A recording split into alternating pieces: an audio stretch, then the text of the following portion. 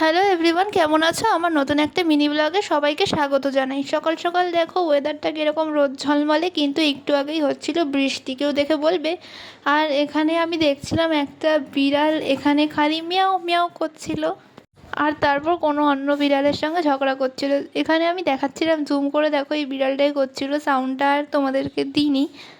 আর তারপর আমি একটু রেডি হয়ে নিলাম, রেডি হয়ে চুল টুল বেঁধে নিলাম, কারণ আমার ক্লাসে যাওয়ার আছে। তো তারপরে আমি বেরিয়ে পড়লাম ক্লাসে যাওয়ার জন্য। তো আমি ক্লাসে গেলাম, গিয়ে তারপর ক্লাস থেকে ফিরেও আসলাম। ক্লাসে গিয়ে তো আর কোনো ক্লিপ হয় না, জানোই। আর ক্লাস থেকে ফিরে এসে তোমাদেরকে দেখাচ্ছিলাম আমাদের বাড়ির পাশেই একটা বিল্ডিং হচ্ছে, তার জন্য সিঁড়িগুলো প্রচণ্ড অন্ধকার হয়ে যাচ্ছে, ধীরে ধীরে ঘরগুলোও অন্ধকার হয়ে যাবে।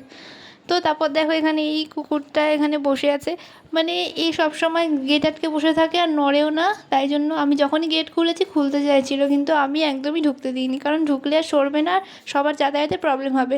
এসে চান টান করে ফ্রেশ হয়ে নিলাম, তারপরে দেখলাম মা এখানে কিছু ভাজছে, এটা কুমড়ো দিয়ে কিছু ভাজছে, যায় না একটা ব্যাটারে চুবিয়ে। তো আমার খেতে ভালো লাগে, তাই জন্য তারপর আমি একটা নিয়ে খেয়েও নিলাম। এখানে খেতে আমার টেস্টি লাগে, অনেক গরম ছিল তাই একটু একটু করে খাচ্ছিলাম। আর এরকম ধরনের, এটাকে আই থিঙ্ক কুমড়ি বলে অনেকে, তো এরকম ধরনের। তারপরে দুপুরবেলা খাবার খাচ্ছিলাম, মাই আমাকে আজকে খাইয়ে দিচ্ছিল। আর তারপরে কিছুক্ষণ বসেছিলাম, দুপুরবেলা ঘুমিয়েও পড়েছিলাম। আর তারপর ঘুম থেকে উঠে রেডি হয়ে গেলাম বাড়ি যাওয়ার জন্য, কারণ দিদার বাড়ি ছিলাম আর বাড়ি যেতে হবে। তো বাড়ি যাওয়ার জন্য রেডি হয়ে গিয়ে আমি এখানে কী করছিলাম জানি না। তো তারপরে বাড়ি চলে গেলাম, বাড়ি গিয়ে একটু বসেছিলাম, কিছুক্ষণ টিভিটা চালালাম, টিভি চালিয়ে এখানে মাদাগাস্কার 2 দেখছিলাম। এই সিরিজগুলো আমার ভালো লাগে। আর তারপরে এখানে আমার ড্রয়িং দেখাচ্ছিলাম তোমাদেরকে, কারণ আমি একটু ড্রয়িং করব, তার জন্য আমার ড্রয়িংয়ের ফাইলটা খুলে নিয়েছি। দেখো এই ড্রয়িংটা আমি এঁকেছি, এটা কেমন লাগছে বলো তো। আর এই সমস্ত ড্রয়িংগুলো আমি এঁকেছি। আর আমার প্যালেট দুটোর অবস্থা জাস্ট তোমাদেরকে দেখাচ্ছিলাম, মানে কীরকম অবস্থা।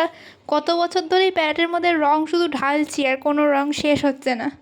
তো প্যালেটের এরকম অবস্থা হয়ে রয়েছে, তোমাদেরকে ক্লোজ দিয়ে দেখাচ্ছিলাম। আর আমি এরকম ফাইলের মধ্যে আমার সমস্ত আঁকাগুলো রাখি, যেগুলো আমি লুজ শিটের মধ্যে আঁকি ওইগুলো।